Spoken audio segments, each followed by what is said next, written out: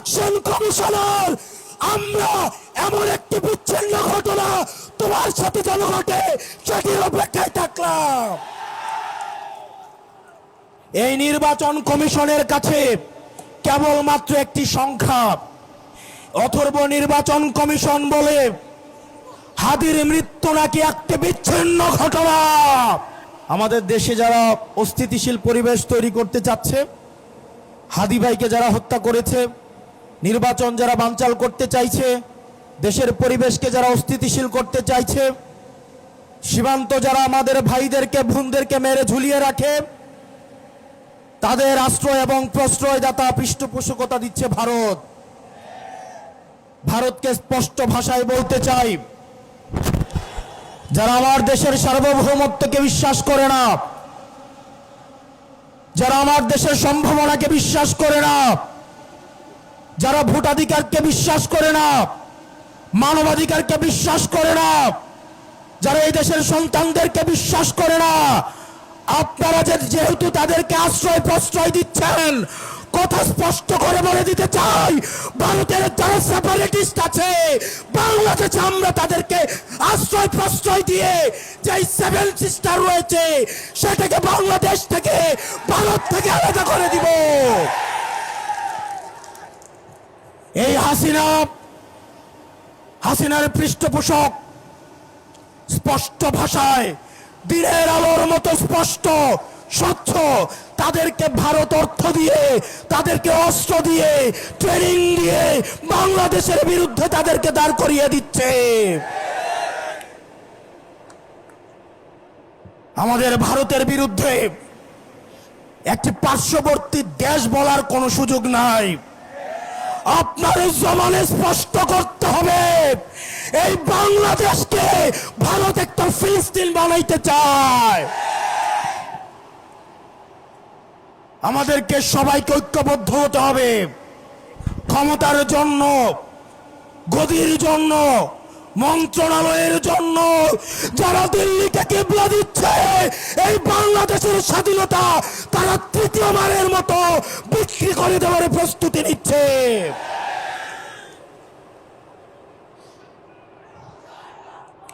প্রিয় মুক্তিকামী জনতা, আপনার আমার মৃত্যু এই নির্বাচন কমিশনের কাছে কেবলমাত্র একটি সংখ্যা। অথর্ব নির্বাচন কমিশন বলে হাদির মৃত্যু নাকি একটি বিচ্ছিন্ন ঘটনা। এই স্পাইনলেস মেরুদণ্ডবিহীন ইলেকশন কমিশনার, আমরা এমন একটি বিচ্ছিন্ন ঘটনা তোমার সাথে যেন ঘটে সেটির অপেক্ষায় থাকলাম। ইলেকশন কমিশনার কাদের প্রেসক্রিপশনে নিয়োজিত, কারা তাকে নিয়োগ করেছে?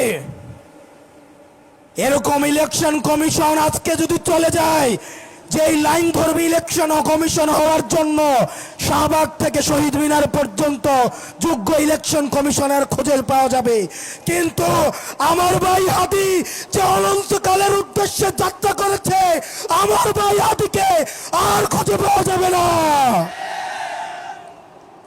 প্রিয় মুক্তিকামী সংগ্রামী জনতা, আপনারা জানেন আমাদের দেশের এক শ্রেণীর আওয়ামী লীগ রয়েছে,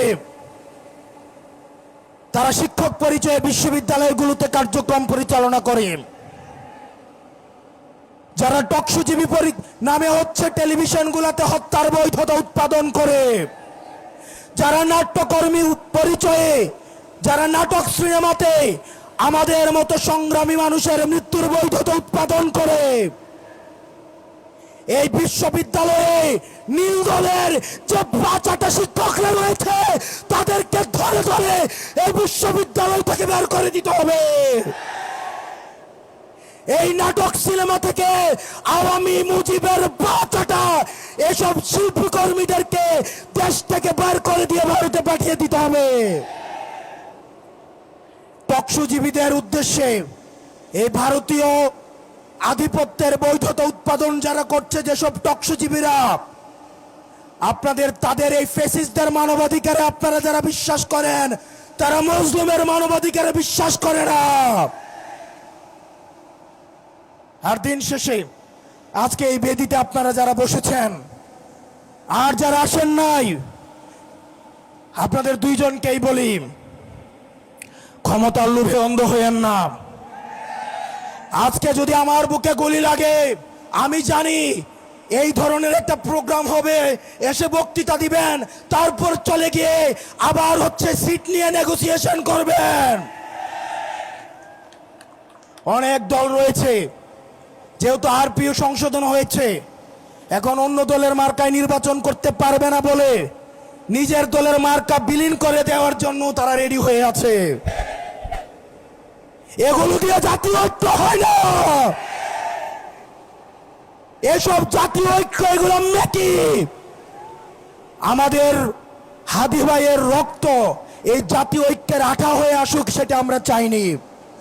আপনারা যদি দেশের প্রশ্নে, সার্বভৌমত্বের প্রশ্নে, বাংলাদেশের প্রশ্নে দলীয় স্বার্থের ঊর্ধ্বে উঠে আমরা 3 আগস্ট 2024 সালে এই শহীদ মিনারের বেদিতে দাঁড়িয়ে যেভাবে আমরা ফ্যাসিবাদের বিলোপ এবং নতুন রাষ্ট্র ব্যবস্থা বিনির্মাণের যে এক দফা দাবি দিয়েছিলাম, আমাদের সেদিনের মতো আবার ঐক্যবদ্ধ হতে হবে।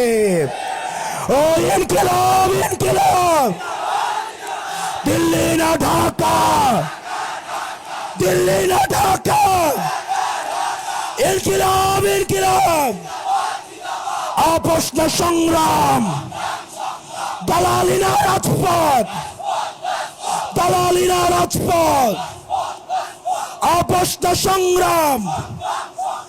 আমরা সবাই হাদি হব, যুগে যুগে লড়ে যাব, আমরা সবাই হাদি হব।